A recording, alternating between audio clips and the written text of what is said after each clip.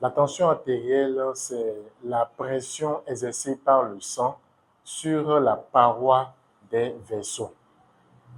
Entendez par là la pression qu'exerce le sang sur le contenant que sont les vaisseaux et particulièrement les artères.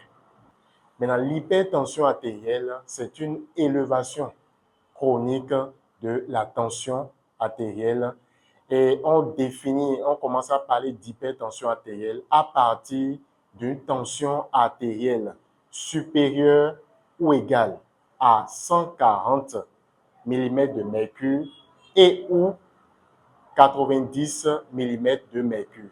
Donc, on dit souvent 14, 9, c'est parce que l'unité change maintenant. Quand on est en millimètres de mercure, on parle de 140, on dit les 3 chiffres pour la première partie et 2 chiffres pour la deuxième partie. Mais quand on est en centimètres cubes, on parle de 14. Maintenant, ce n'est plus millimètres, mais ça devient maintenant centimètres cubes. Et pour la deuxième valeur, on parle de 9 centimètres cubes.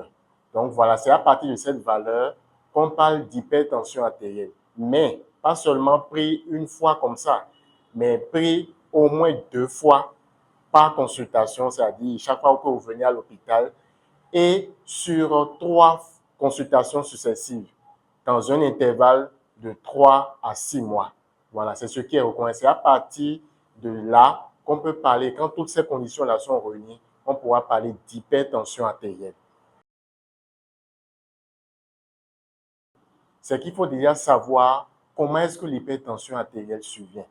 Et quand nous savons ça, nous pouvons prévenir facilement. Ça passe d'abord par la génétique. Il y a des gens qui naissent de parents qui ont souffert d'hypertension artérielle. Et quand c'est comme ça, vous avez un certain pourcentage, d'accord, de souffrir, une certaine probabilité non négligeable de souffrir de l'hypertension artérielle. Et il faut donc commencer par vérifier, d'accord, souvent votre tension artérielle à partir de l'âge adulte, c'est-à-dire 18 ans. À partir de 18 ans, il faut commencer par surveiller votre tension artérielle. Mais pas seulement surveiller la tension artérielle, mais ici, il faut vérifier, d'accord, si dans votre alimentation, il n'y a pas des choses, il n'y a pas des aliments qui entraînent une montée anormale de votre tension artérielle. C'est tout ça qu'il faut voir. Donc, la tension artérielle qu'il faut vérifier, qu'il faut prendre régulièrement, d'accord, mais aussi l'alimentation. Et à part l'alimentation, quel est le mode de vie que l'on se donne? C'est-à-dire, par exemple, est-ce que nous avons une bonne pratique de l'activité sportive? Tout ça aide en fait à prévenir contre l'hypertension artérielle.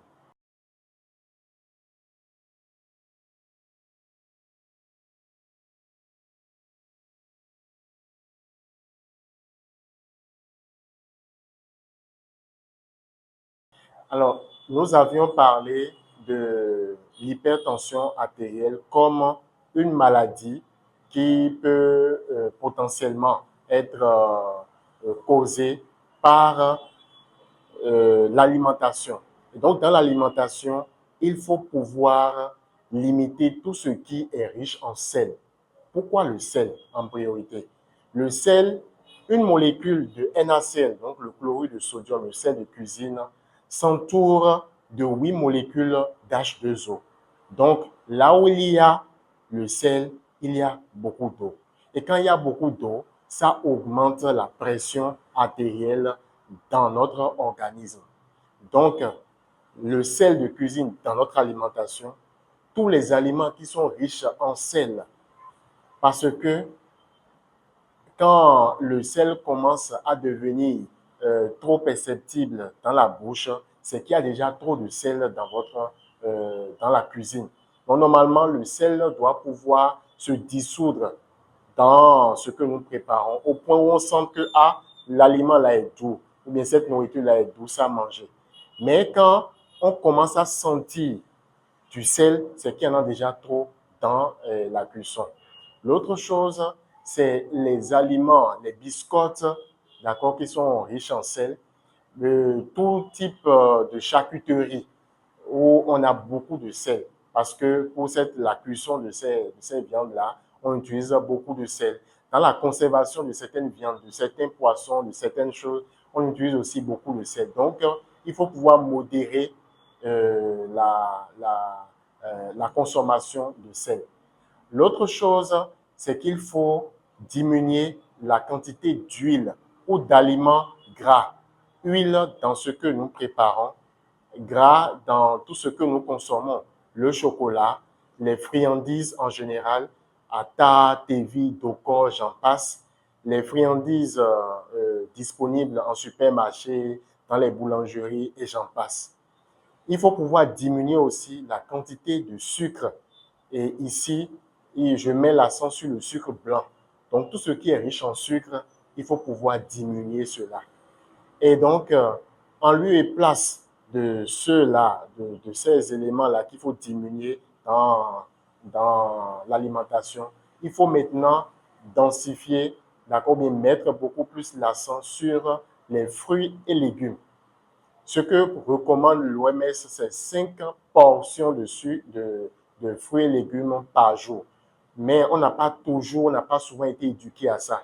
Mais quand nous n'arrivons pas à atteindre ces 5 portions de fruits par jour, il faut au moins par repas, en moyenne 3 repas par jour, il faut insérer, même si c'est juste l'orange, juste une portion d'ananas, une portion de pastèque, c'est déjà bien.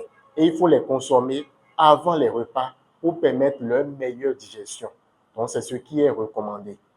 Et à part ces fruits et légumes, il faut pouvoir s'hydrater. Donc, en moyenne, 1,5 à 2 litres d'eau par jour pour un adulte. Et ça, c'est pour ce qui concerne notre nourriture, notre plat.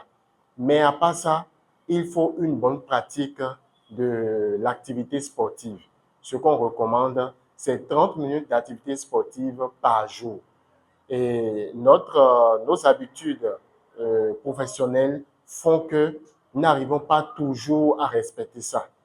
Alors, qu'est-ce qu'il faut faire? C'est d'organiser mieux son emploi du temps de telle sorte que tôt le matin, avant d'aller au boulot, ou le soir au retour du boulot, qu'on trouve ou bien qu'on dégage 30 minutes pour marcher, par exemple. Mais pas une marche de promenade, une marche rapide.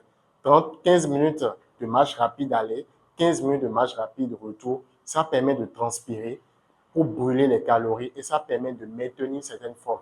Tout ça aide le cœur à mieux fonctionner, aide le cœur à mieux diffuser le sang dans les différents organes et on se porte mieux. Donc, voilà, en résumé, moins de sel, moins de sucre, moins d'huile. Pas zéro, moins. Et en lieu et place maintenant, il faut augmenter les fruits et légumes dans notre assiette. Et pour le plat résistant, on aime souvent prendre une grosse quantité de féculents ou bien de résistants, mais accompagné d'un peu de sauce.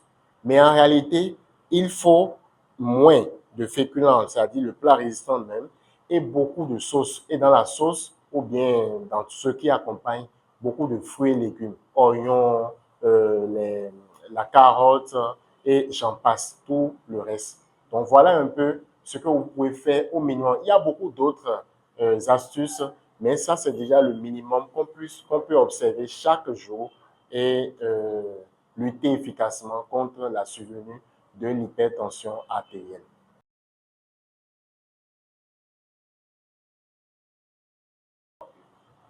Quand vous savez que vous êtes porteur de l'hypertension artérielle, quand vous la diagnostiquez à l'hôpital, il faut, un, vous faire suivre régulièrement par un médecin hypertensiologue ou un cardiologue qui va adapter votre état de santé, votre organisme à un régime.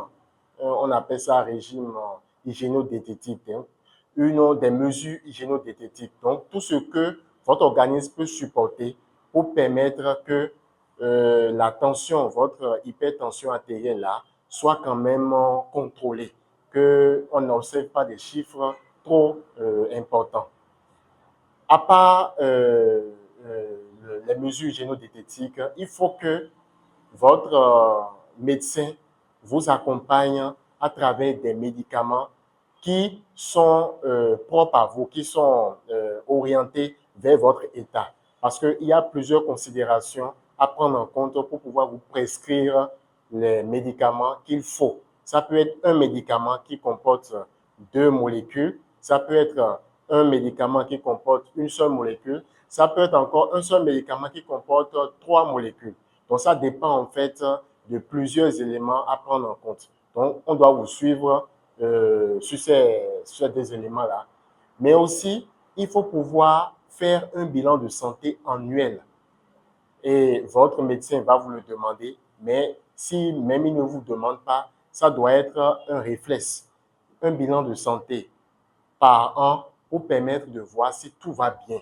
Parce qu'il y a des complications que génère l'hypertension artérielle et ces complications surviennent à des moments un peu avancés, à des moments un peu tard. Alors, pour éviter ces complications-là, il faut qu'on vous suive régulièrement.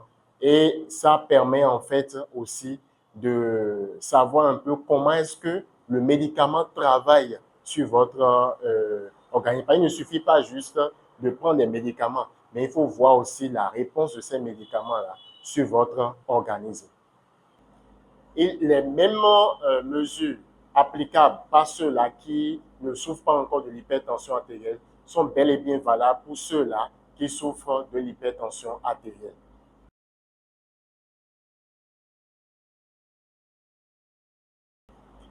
À la date d'aujourd'hui, on ne peut pas dire qu'on guérit de l'hypertension artérielle, mais on peut la contrôler. On peut véritablement la contrôler parce qu'il y en a chez qui le diagnostic a été posé, mais il a fallu qu'ils suivent bien les recommandations pour qu'ils observent leur tension artérielle assez contrôlée. Mais un relâchement d'une semaine, de 2 semaines, de quelques mois ou de quelques années fait que ils reviennent avec des chiffres tensionnels très inquiétants et revenir maintenant en arrière, c'est parfois difficile. Et je compléterai en disant que l'hypertension artérielle, on l'appelle tueur silencieux.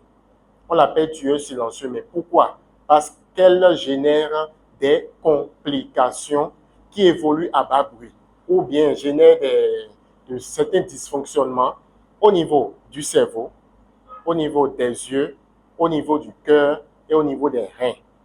Donc, si vous laissez tomber les médicaments pour dire, ou bien pour vous abandonner peut-être à des mesures qu'on vous propose ici et là, vous risquez d'aggraver votre état de santé et d'impacter surtout le fonctionnement du cerveau et ça peut donner, d'accord, l'AVC.